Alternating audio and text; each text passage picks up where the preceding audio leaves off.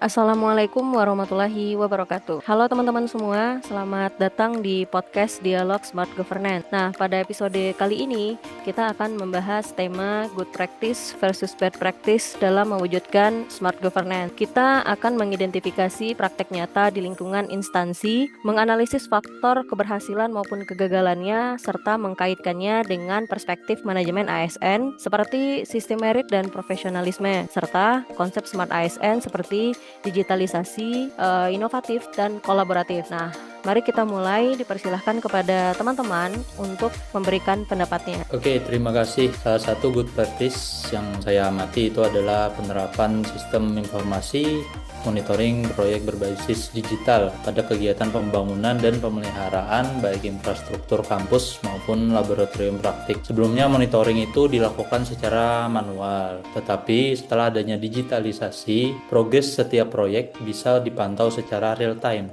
terdokumentasi dan transparan. Nah, ini selaras dengan prinsip Smart ASN, khususnya di bidang digitalisasi dan akuntabilitas. Oke, baik. Selanjutnya akan saya sampaikan juga ya kan, yang disampaikan sama Pak Hendra. Saya melihat bahwa praktis ini kan menerapkan transparansi anggaran berbasis sistem dengan hak akses terkontrol, menciptakan jejak audit yang jelas, meminimalkan intervensi informal, dan menutup ruang negosiasi di luar prosedur.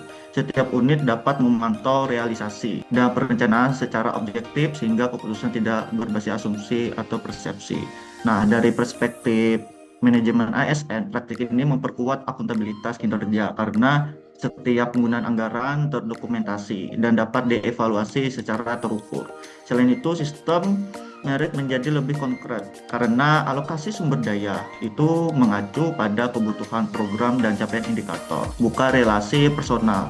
Dengan pendekatan ini, budaya kerja bergerak ke arah profesional, terstandar, dan selaras dengan prinsip smart governance yang adaptif dan berbasis data. Disitulah smart governance benar-benar terwujud melalui integrasi teknologi, integritas, dan kompetensi ASN. Seperti itu. Kalau good practice lainnya sebenarnya bisa melalui peningkatan kapasitas SDM melalui pelatihan digital dan sertifikasi kompetensi secara berkala. ASN tidak hanya rutinitas tetapi harus mengembangkan kompetensi teknis. Ini mencerminkan profesionalisme dan karakter smart ASN yang kompeten dan adaptif terhadap teknologi. Oke, saya juga melihat praktik baik di sini berupa kolaborasi lintas program studi dalam pengembangan sistem internal.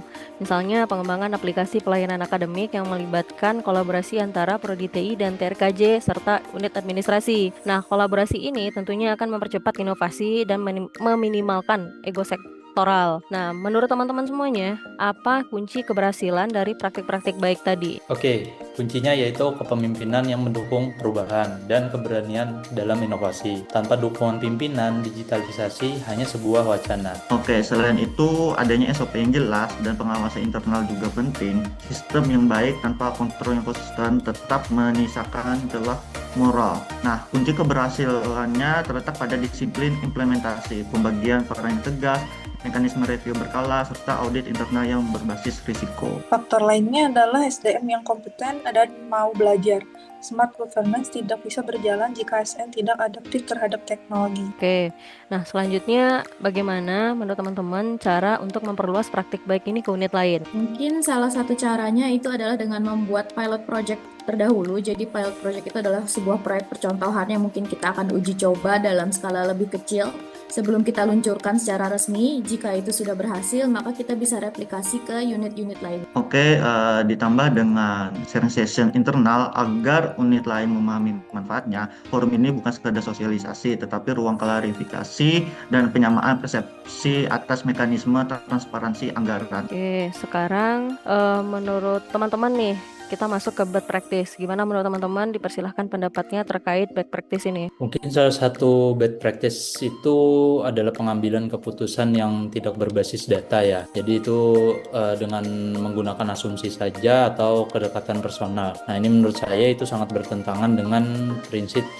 sistem merit. Nah, Bad practice lainnya itu adalah keterlambatan pelayanan karena birokrasi berbelit dan proses manual. Hal ini merugikan publik dan menurunkan kepercayaan. Ketika alur kerja tidak efisien dan kontrol hanya berbasis dokumen fisik, risiko kesalahan dan penundaan meningkatkan jika dibiarkan. Ini bukan hanya persoalan teknis, tetapi kegagalan tata kelola yang berdampak langsung pada kualitas pelayanan publik. Saya mau menambahkan, salah satunya itu kurangnya koordinasi antar unit sehingga terjadi duplikasi pekerjaan dan miskomunikasi. Jadi kalau misalnya duplikasi kerjaan kan akhirnya akan berujung si A ngerjakan dan si B ngerjakan, itu kan adanya miskomunikasi juga antara mereka. Ini menunjukkan belum optimalnya kolaborasi antar tim. Oke, nah menurut teman-teman, apa penyebab kegagalan dari praktik-praktik tersebut? Penyebabnya kegagalan tersebut adalah kurangnya transparansi dan lemahnya pengawasan internal. Juga merupakan bad practice yang serius. Nah, saya menilai kondisi ini membuka ruangan penyimpangan, konflik kepentingan, dan keputusan yang tidak berbasis data. Tanpa kontrol yang kuat, tata kelola mudah kehilangan akuntabilitas dan kredibilitasnya di mata publik. Kalau dari saya mungkin kegagalan praktek tersebut ya dengan budaya kerja yang masih nyaman dengan cara lama dan resistensi atau menolak terhadap perubahan. Jadi itu salah satu kegagalan yang dapat terjadi dalam praktek tersebut. Kalau dari saya melihatnya, salah satunya yaitu minimnya literasi digital ASN juga menjadi faktornya gitu. Jadi dengan peningkatan literasi ini harapannya bisa menjadi salah satu penanganan untuk good practice di lingkungan ASN. Oke, nah jadi tadi setelah teman-teman menyampaikan beberapa contoh dari bad practice dari sektor masing-masing serta penyebabnya, menurut teman-teman bagaimana cara mencegahnya bad practice ini agar tidak terulang? Salah satu caranya itu adalah dengan menerapkan sistem merit itu secara konsisten. Kita melakukan promosi dan penugasan antar orang itu berbasis dengan kompetensinya masing-masing. Jadi semua kapasitas orang itu terukur dan jelas untuk targetnya itu ingin mencapai apa. Nah, cara lainnya yaitu memperkuat sistem audit internal dan transparansi berbasis digital. Kalau dari saya sendiri seperti yang saya singgung sebelumnya, salah satunya adalah dengan pelatihan digital dan peningkatkan kapasitas ASN.